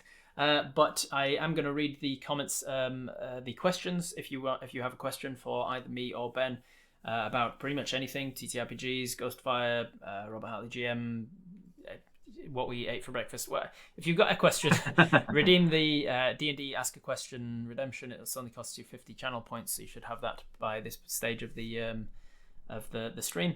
That goes into a redemption queue, and then I can see them after the fact without having to troll back through and find them. Okay, so get your questions into us and we'll ask those at the end. But let's talk about the future of Ghostfire. What do you reckon is on the cards? Is there any project you're working on that you can talk about coming up, or anything that definitely. The next thing that we've got coming is our board game Aberration, which is set in the world of Grimhollow, which I'm very happy about. It's a dark fantasy board game, kind of tower defense, survival horror, where there's a village at the center of the board, and the players have to work together. It's a cooperative board game to defend the village from monsters kind of encroaching upon it from the shadows. So you've got different elements that you have to keep kind of going at the same time. You have to rally villagers. There's worker placement elements to it where you use villagers to kind of do tasks for you. You can collect new items, upgrade your skills, that sort of thing. But as the night, as we say, grows ever darker, you know, more monsters will spawn, but they can also inflict aberrant transformations on you as well, which give you bonuses because you might grow a new arm, and now you can use that. But you're turning into a monster, and eventually you will become part of the horde. So that's going on GameFound, actually. I don't know the exact date, I apologize, but it's next week. I think it's Wednesday, Australia, New Zealand time. That's going live on GameFound. And then after that, it's like a Kickstarter. It's like crowdfunder similar to Kickstarter. Oh, cool. It is, yeah. A lot more board games seem to go to GameFound than they do Kickstarter these days, which is interesting. I hadn't either. I actually thought GameFound I didn't know what on earth it was, because the Witcher board game, Old World, from like 2 years ago, I think it funded on Kickstarter, but then it did like a late pledge via GameFound, and I was like, what? This seems fake. I'm not gonna pledge that. I'm not gonna. And then it turns out, no, it's a real company, and they're great for board games. So yeah, that's where the board games are getting back these days. And then other than Aberration, I think I'm not sure our other projects have been announced yet, but what I can kind of talk about for myself personally and sort of semi-professionally is that I'm really excited to move more into that design space. Our YouTube channel has always been intended not just to be like, this is how I do, you know, natural 20s or whatever, like that generalized advice that there's a million videos of. I want to give people the tools they need to use the content that Ghostfire publishes, you know? So and books take a long time to write. So, instead of writing an adventure module, we just made an 11-minute video last week that was an adventure module. And it's like, if you want an adventure module to run in Grimhollow, here's this video. Pick your own monsters. Here's some suggestions. Here's what the NPCs are going to be like, and go nuts. This is how I would do it. And so that sort of content is what I want to provide more people. And I'm looking forward to getting more involved in the game design side of things and the actual writing side of things. As opposed to purely kind of the media. Because we want to use our YouTube channel to kind of drive the design in some capacity and be like, I wrote this adventure module for an 11-minute video. Yeah. People really liked it.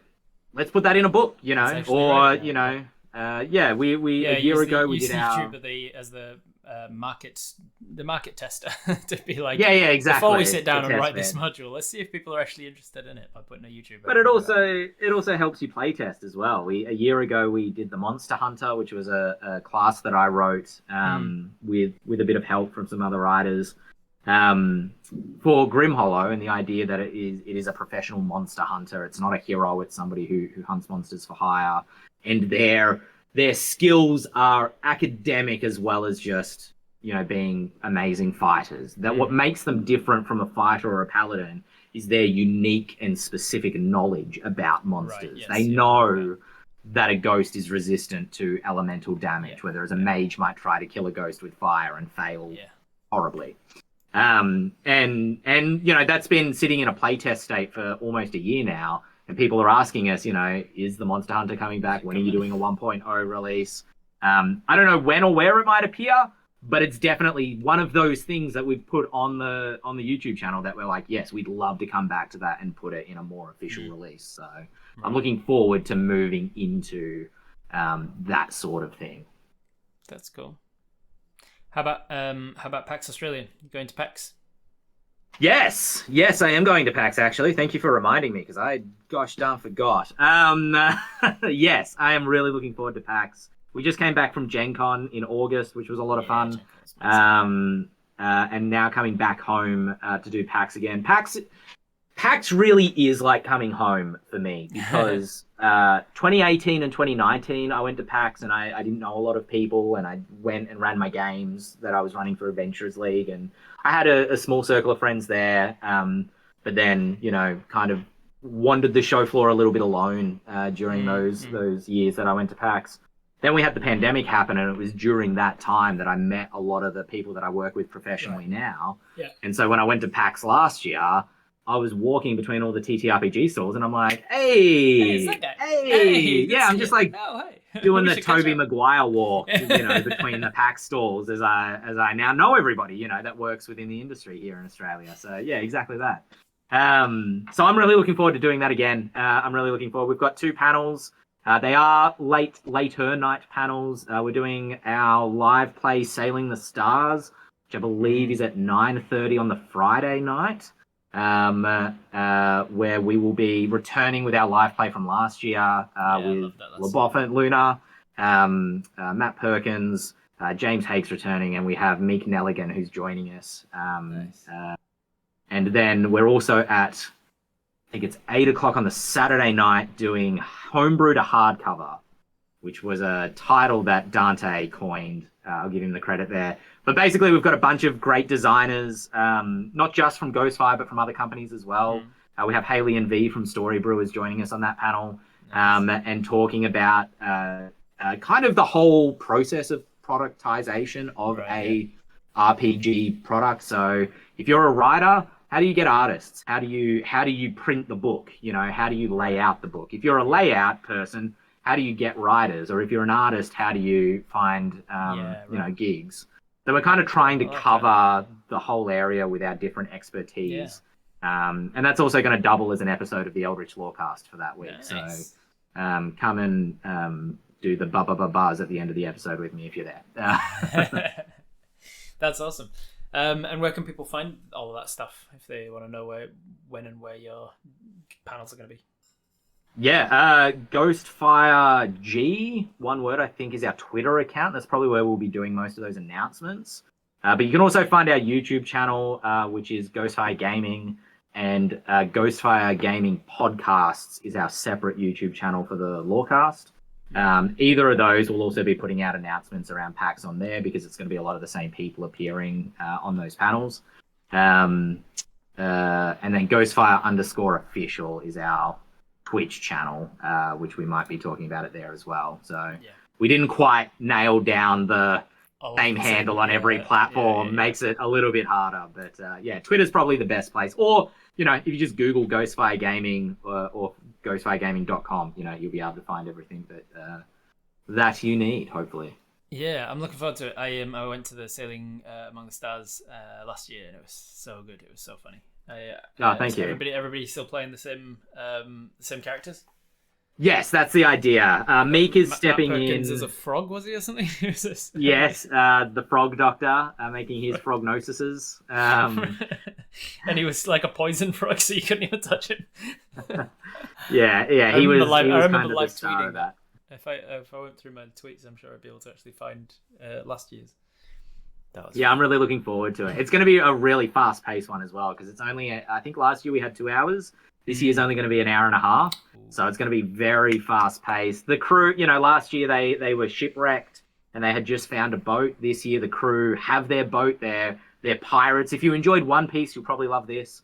And it is set in my other favorite Ghostfire setting, which is the Ethereal Expanse, which is this. Imagine a sea, but the sea is made of glittering starlight, and the sky above is hued with purples. Oh, I hit my microphone. Hued with purples and blues and pinks and magentas with glittering stars, and then the ocean beneath you is the same. So it's kind of this surreal mirrored world where all sorts of astral creatures appear, and there's many portals to other planes kind of pouring out onto here. So who knows where Dr. Frog is from? I think that's the character's name. But it's going to be a lot of fun. I'm really looking forward to it. Yeah, I noticed when it was announced the other day that you guys are on the special guests of Paxos, the front page. Oh, really? Yeah. I didn't even know that. That's exciting. No. I guess they didn't. I guess they didn't contact you about it. Well, that happened last year as well, and I had one of my friends message me, and they're like, "Oh, special guest at PAX." I'm like, "Am I? Oh, cool. Sweet." Nice. But what does that get me? I don't know. You get to go to PAX, so Yeah, great. Sounds good. Excited. Tell us a little about Gen Con as well, because you did a fun sort of gimmicky thing there that worked really well for you. What was the thing you were doing at Gen Con?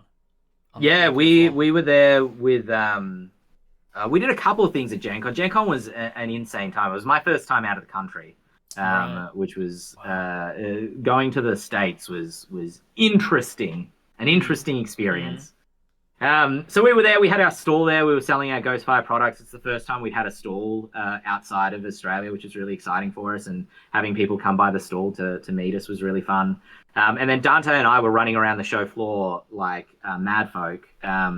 We were shooting a trade video where we started with a Ghostfire pin. This was Matt's idea. It was like, what if we took this pin and went around to different stalls and tried to trade it for something slightly better along the way? And I was like, that's a great idea, let's go. And so really we visited a couple of different stores for sure. Yeah, a really great way to make friends. Yeah. I really enjoyed. We met Randall Hampton, who did some fan art for the Lorecast.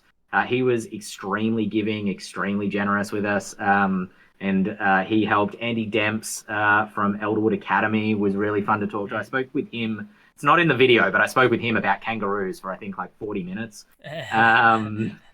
We went to Paizo. I apologize, I'm not going to remember every single trade that we did, but it's on our YouTube channel if you go and search for it. I think the name of the video is like, can I start with a Ghostfire pin? Can I get like $800 worth of Dwarven Forge or something like that? Because Dwarven Forge was the ultimate goal we were working towards, and Nate and Chris from Dwarven Forge were absolute legends as well, which is where we ran into each other.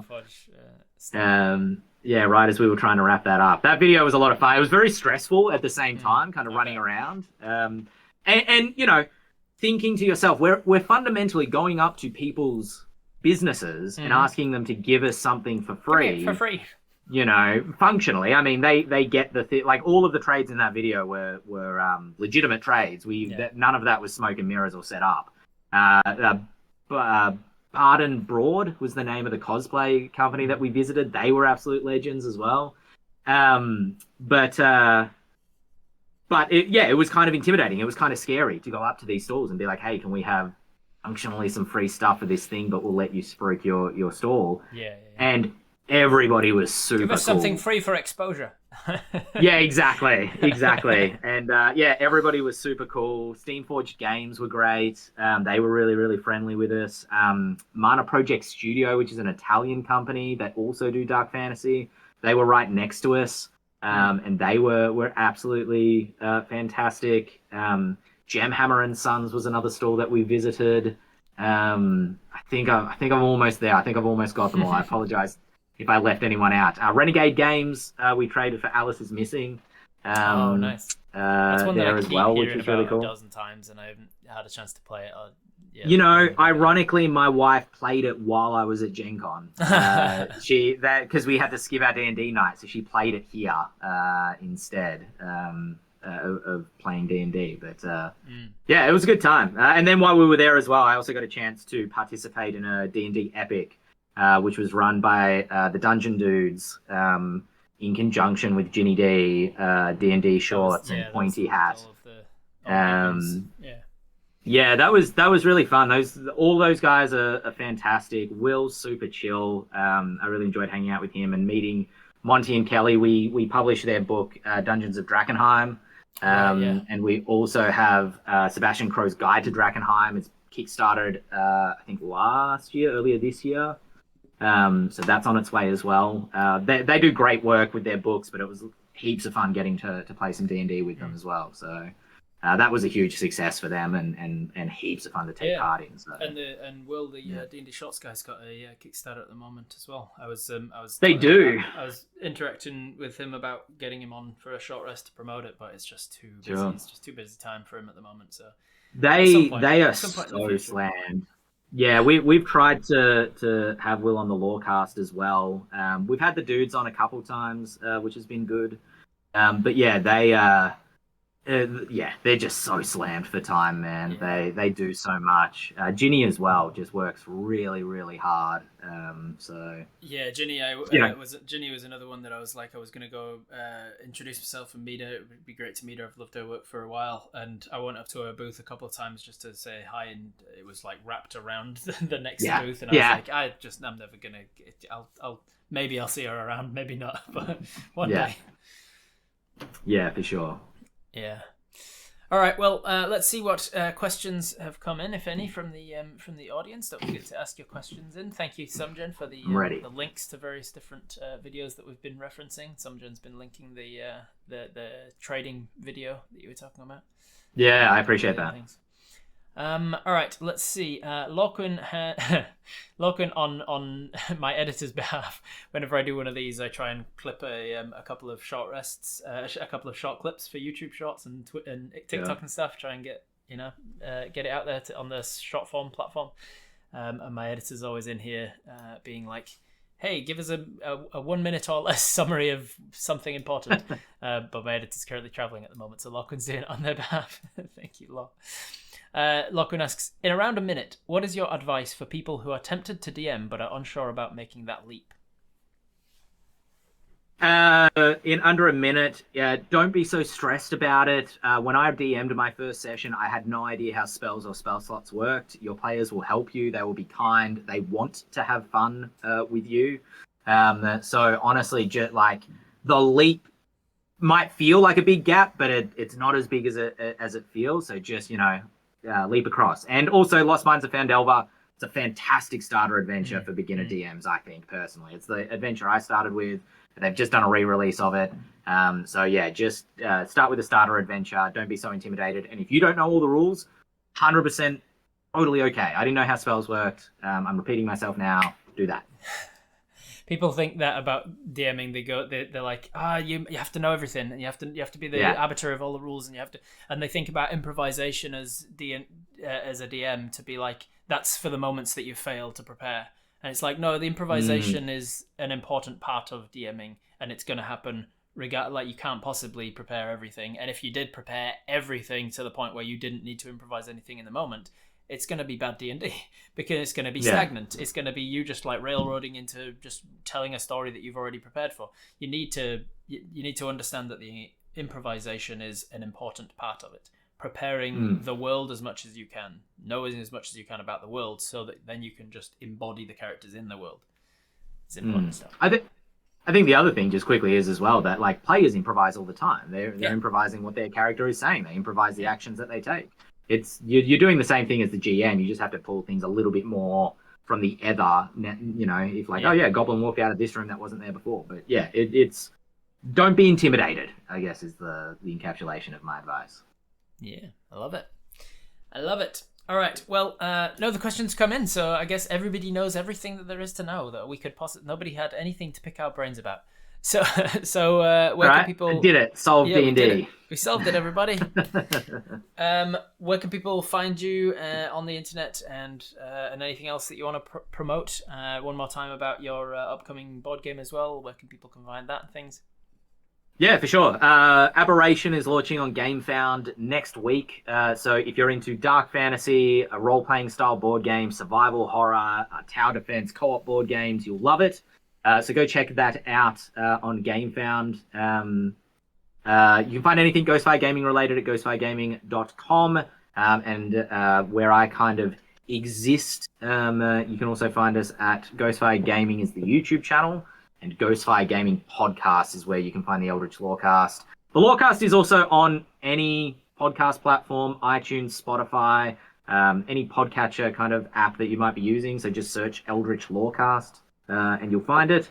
And then you can find me. Well. Okay, that's my recommendation. I find myself listening to the Eldritch Lorecast and wanting to, I find myself talking aloud as if I'm like replying to you guys and being like, especially because like I want to jump in on the debates and be like, I see things differently, or like, I'm totally there with you, I'm 100%, and then I'm like, I'm not there. Really appreciate that, because that's the mark of a good podcast, and that's kind of the atmosphere that we try to cultivate, is this atmosphere of like we're just we're in a writer's room, or we're just fans, and we're spitballing, talking about things, having a laugh at scented candles, expense, whatever it happens to be.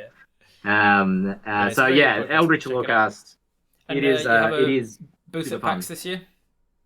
We do. The Ghostfire Gaming booth will be there. If you want to come and grab any of our books, if you've had an eye on any of our books that have been published so far, you can get them without needing to pay for shipping if you come to the PAX booth. So anything that isn't fulfilled yet from our recent Kickstarters, Valika unfortunately won't be there.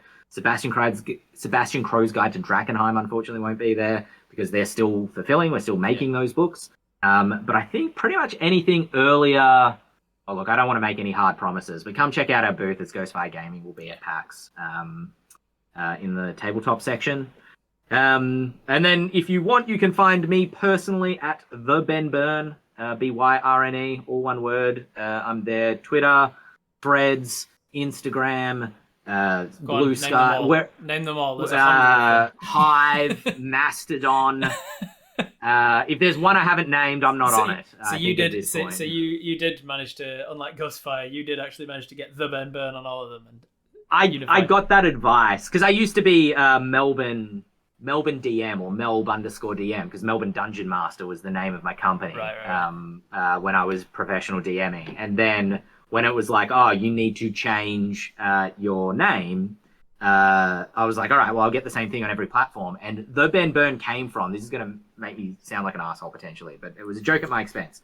The Ben Byrne came from the fact, I first tried Ben Byrne, then I tried Ben_Byrne, tried a couple of different combinations, and then I thought about it, and the staff at Ghostfire like to look at me, act shocked, point at me, and go, are you the Ben Byrne? Yeah, and so that was the joke that became my handle. You are the Ben Byrne. Yeah, exactly. Showed them. Ha! Yeah. That's how you deal with bullies. You take what they're teasing you about, and you own it. Yeah, exactly. Excellent. And if you're here from Ben's community or Ghostfire Gaming community and you don't know who I am, well done for making it this far in, I guess. I'm Robert Hartley, GM. I'm a full-time professional Dungeon Master, TTRPG player, nerd. I make things all over the internet for Dungeons & Dragons TTRPG content. I'm most well known for being the Dungeon Master for a comedy group called Viva la Dirt League, but you can find all of my own stuff at roberthartleygm.com and links from there, because I ain't listing all of the different platforms. There are too many of them. New ones jump up every day. Yeah, that's true. They're like moles. You just gotta whack them. You gotta whack them. Yeah. So I think we are at time there, which means unfortunately we've finished our short rest. We've rolled a couple of hit all right. We've gotten some spell slots back if we're a warlock, and we've got to get back to our quest of writing. For me, it's editing. I'm editing a bunch of YouTube short videos at the moment, so I've got to get back to that. Gotcha. Oh, you don't have a Dante? Just get yourself a Dante. Yeah, I should. It makes it so much easier. Yeah. As I just said, Dante's great. Byrne is traveling at the moment, so unfortunately, right, of course, it's on me to get those YouTube shots done. No, you gotta chain them down. You gotta keep them. I'm kidding. All right, I love it. Do you have anyone online on Twitch for a raid? I like to throw the option to my. Oh, that's a good question. Let me just quickly open. I've got the chat open, but I'll quickly open Twitch to see. Oh, there's quite a few people. Luna's on at the moment. Yeah, let's give Luna a raid. Sweet, let's do it. Looking forward to bumping into Luna again. It's been a while. Yeah, me too. Luna's great. All right, raid Lubuffin. Wonderful. Let's head off on your raid then. Thanks for being here, everybody. Thank you, Lorcan, for being in chat, moderating. Appreciate that, keeping the community safe. And thank you all for watching. I couldn't do this without you, so stick around for the raid and show your love to Lubuffin too. And for those of you going to PAX, I'll see you there. Bye. Did you know that a number of my videos are also available as a podcast? Check out the links in the description below.